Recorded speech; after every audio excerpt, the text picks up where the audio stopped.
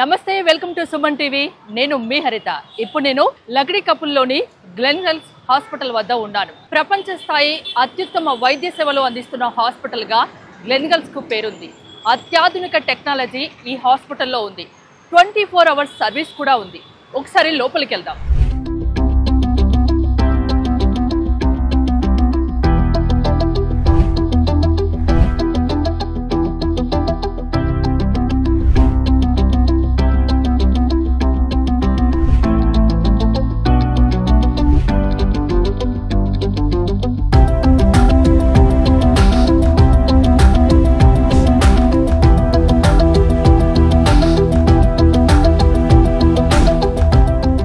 ప్రపంచ స్థాయిలో అత్యుత్తమ వైద్య సేవలు అందిస్తున్న హాస్పిటల్ గా గ్లెన్ హెల్త్ కు పేరుంది. నాతో పాటు ఉన్నారు medical gastroenterologist doctor Sameer Kumar. నమస్తే డాక్టర్ గారు. నమస్తే హరిత గారు. ఎండోస్కోపీ, కొలనోస్కోపీ అంటే ఏంటి? రెండింటికి డిఫరెన్స్ ఏంటి? ఓకే, సో ఫస్ట్ అయితే నేను ఒక జనరల్ అవగాహన ఇస్తాను. ఎండోస్కోపీ అనే ప్రొసీజర్ యాక్చువల్లీ 1970s స్టార్ట్ అయింది. దాని ముందు ఏంటంటే మనకి కడుపులో, పేగులో, పెద్ద పేగులో ఏదైనా ఇబ్బంది ఉంది అంటే ఆపరేషన్ చేసి చూడగలం అనమాట. కానీ ఎండోస్కోపీ అనే ఒక యంత్రం వచ్చిన తర్వాత మన లోపలికి వెళ్ళి ఏదైనా ప్రాబ్లం ఉన్నదా లేదా చూడొచ్చు. ఇది 1970s, 75 ఆ టైంలో రిజిడ్ ఎండోస్కోప్ ఉండే. అది చాలా టైట్గా, స్టిఫ్గా ఉండేది అనమాట. అది వేయడం ఇబ్బందిగా ఉండేది. తర్వాత మెల్లమెల్లగా అవి ఫ్లెక్సిబుల్ ఎండోస్కోప్స్ అయ్యాయి. అవి ఈజీగా వేయచ్చు, బాగా ఫోల్డ్ అవుతాయి, తిరుగుతాయి, పేషెంట్కి అంత పెయిన్ కూడా ఉండదు. ప్లస్ మనం కెమెరాలో డైరెక్ట్గా చూడొచ్చు. ముందు రోజుల్లో అయితే కళ్ళు డైరెక్ట్గా పెట్టి కెమెరా అంతా డెవలప్ అవునప్పుడు డైరెక్ట్గా చూసేవారు. ఇప్పుడైతే డైరెక్ట్ టీవీలో చూసి పేషెంట్ రిలేటివ్స్ కూడా మనం ఆ వీడియో చూపెట్టచ్చు. సో ఎండోస్కోపీ అంటే upper GI endoscopy and colonoscopy, రెండూని ఎండోస్కోపీ అంటాం. అప్పర్ జిఐ ఎండోస్కోపీ అంటే మనం నోట్ నుంచి పేగు, చిన్న పేగు మొదటి భాగం, రెండవ భాగం, అప్పుడప్పుడు మూడవ భాగం వరకు చూడొచ్చు.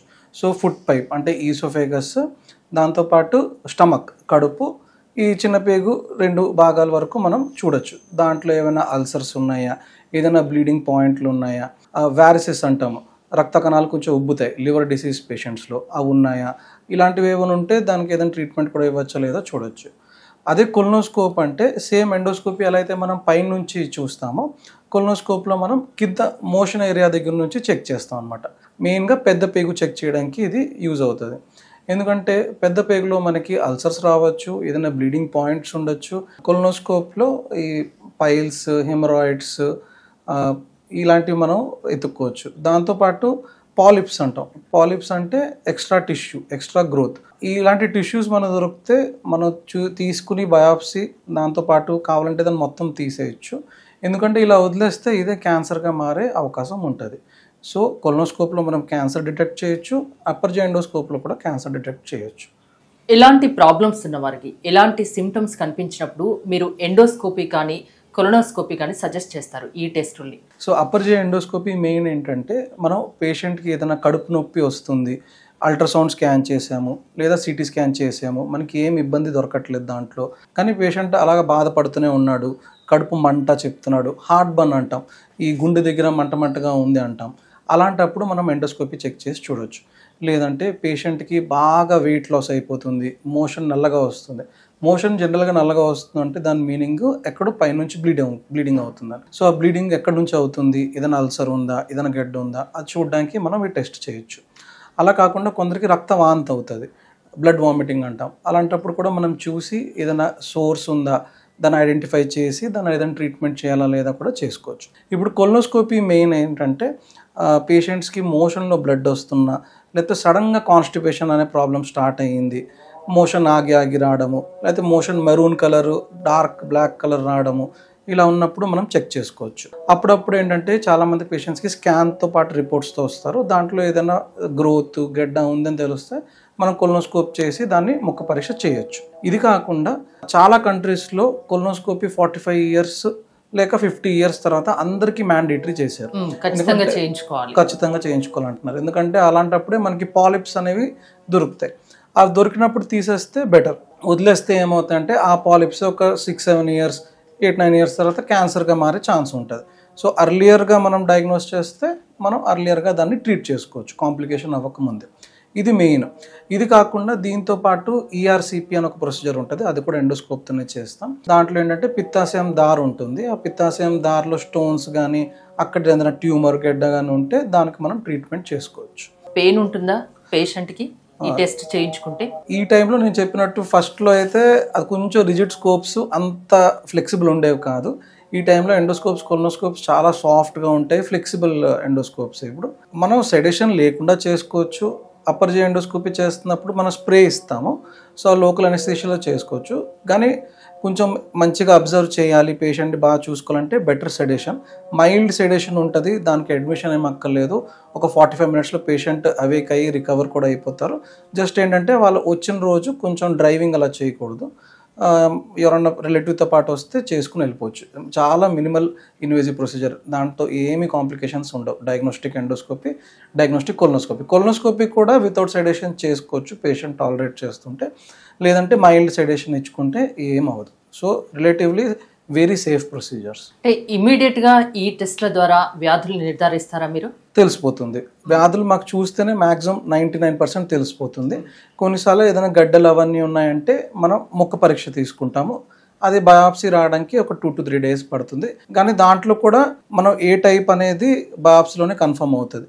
లేదంటే ఏదైనా మనకి అల్సర్ ఉంది, రక్త కణాలు ఉబ్బేయి, ఇవి మనకి ఎండోస్కోప్, కొలనోస్కోపీలో డైరెక్ట్గా తెలిసిపోతాయి. చాలా మంది డాక్టర్స్ సజెస్ట్ చేసినా కూడా ఎండోస్కోపీ, కొలనోస్కోపీ అంటే చాలా మంది భయపడతారు, అవాయిడ్ చేస్తారు. ఇంకా ఆ డాక్టర్ దగ్గరికి వెళ్ళాలని అమ్మో వద్దు, పెయిన్తో కూడుకున్నది అంటే దాని ప్రొసీజర్ చూసి భయపడతారు. ఇప్పుడు ఆ భయం అవసరం లేదు కదా? అస్సలు అవసరం లేదు, చాలా సేఫ్ ప్రొసీజర్.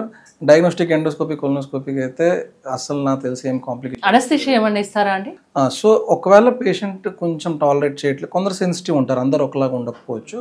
సెన్సిటివ్గా ఉన్నప్పుడు మైల్డ్ అనస్థీషియా ఇస్తాము, దాంట్లో వాళ్ళకి ఏం తెలియకుండా ప్రొసీజర్ అయిపోతుంది. 45 మినిట్స్లో రికవరీ అయిపోయి they can go back home. Suppose morning వస్తే మధ్యాహ్నం కల్లా పంపించేస్తాం. ఓన్లీ థింగ్ ఏంటంటే ఆ రోజు కొంచెం కళ్ళు తిరిగినట్టు ఉంటాయి, సో ఏంటంటే కొంచెం మనం రెస్ట్ తీసుకోమని చెప్తాం, లేకపోతే భయపడాల్సింది ఏం లేదు. ఎండోస్కోపీ, కొలనోస్కోపీతో ట్రీట్మెంట్స్ కూడా చేస్తారా మీరు? ఎస్, వెరీ మచ్ పాసిబుల్ అండి. ఇది ఫస్ట్ టైంలో అయితే ఎండోస్కోప్, కొలనోస్కోపీ ఓన్లీ డయాగ్నోసిస్కి వాడేవారు. ఈ టైంలో అయితే చాలా అడ్వాన్స్ థెరపీస్ కూడా మనం చేసుకోవచ్చు. సో ఎండోస్కోపీ వైజ్ నేను చెప్పుకుంటే రక్త కణాలు ఉబ్బుతాయి అని చెప్పాను కదా, దాన్ని మనం ఇంజెక్ట్ చేసి దానికి మనం బ్లడ్ క్లాట్ అయ్యేలా చేయొచ్చు, బ్యాండ్స్ వేయచ్చు ఆ రక్త కణాలకి. అల్సర్ ఏదైనా ఉందంటే దాని అల్సర్ని మనం బర్న్ చేయొచ్చు, దానికి క్లిప్స్ ఉంటాయి, క్లిప్స్ అప్లై చేయొచ్చు. లేదంటే ముందు టైంలో ఈ బ్లీడ్ అయితే చాలా సర్జరీ చేయాల్సి వచ్చేది, ఇప్పుడు అంత అవసరం లేదు, కోయడం ఇవన్నీ ఉండదు, అంత లోపల అయిపోతుంది.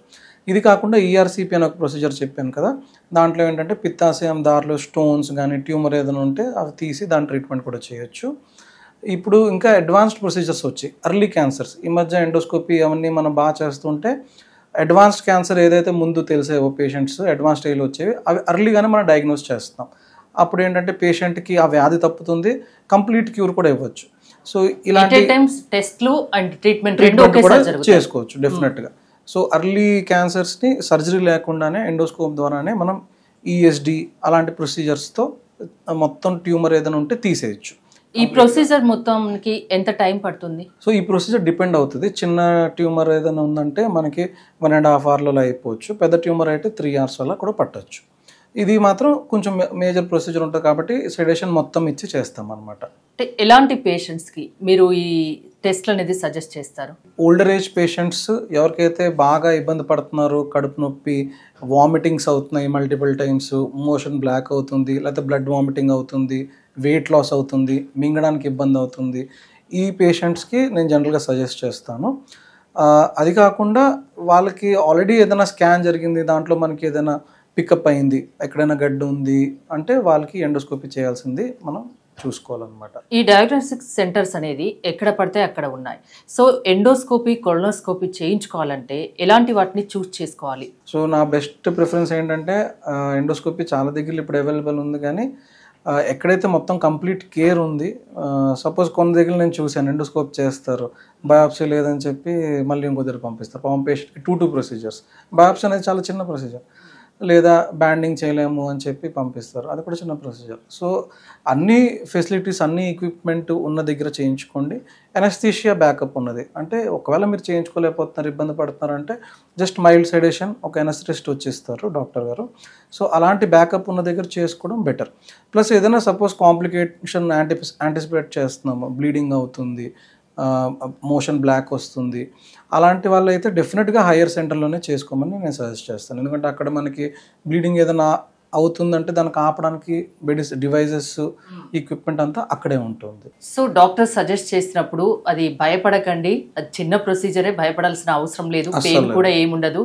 ఎండోస్కోపీ, కొలనోస్కోపీ చేయించుకోండి, హెల్తీగా ఉండండి, దానికి కావాల్సిన ట్రీట్మెంట్ చేయించుకోండి అంటారు, అంతేనా? Definitely when ever needed must, అస్సలు భయపడద్దు. కొందరైతే నేను చూసాను రీసెంట్గా ఒక పేషెంట్ అయితే 12 years బ్యాక్ అల్సర్ ఉంది, మిడిల్లో అంటే బయాప్సీ చేయలేదంట, అప్పుడే చేయమని చెప్పారు.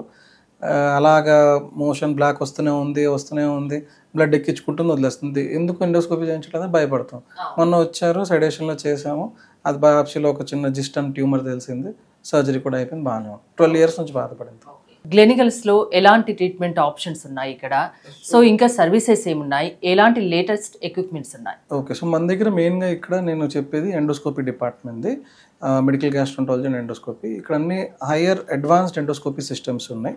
ఒలింపస్ ఫ్యూజిఫిల్మ్ చాలా హయ్యర్ స్కోప్స్ ఉన్నాయి. దాంతోపాటు మన దగ్గర ఎండో అల్ట్రాసౌండ్ అని ఒక యంత్రం కూడా ఉంది. ఆ డివైస్తో ఏంటంటే మామూలుగా అల్ట్రాసౌండ్ బయట చేస్తాము, దీనికి ఏంటంటే ఎండోస్కోపీ టిప్కే అల్ట్రాసౌండ్ మెషిన్ ఉంటుంది. లోపల వెళ్ళి కొన్నిసార్లు బయట నుంచి మనం బయాప్సీలో తీయలేం, అలాంటి టిష్యూస్ లోపల ఎండో అల్ట్రాసౌండ్ ద్వారా తీయచ్చు. ఇవి కొంచెం అడ్వాన్స్డ్ ప్రొసీజర్స్, ఇవి బహుశా అన్ని చోట్ల ఉండకపోవచ్చు, అదంతా అవైలబుల్ ఉంది. అనస్థీషియా టీమ్ బ్యాకప్ ఉంది. దాంతోపాటు కాటరీ మెషిన్ కూడా చాలా హై ఎండ్ ఉంది. సో ఏదైనా బర్నింగ్ ఉన్నా లేదా ఏదైనా హైయర్ పోయేం అలాంటి ప్రొసీజర్ చేయడం కూడా ఎక్విప్మెంట్ అంతా చాలా మంచిది ఉంది ఇక్కడ.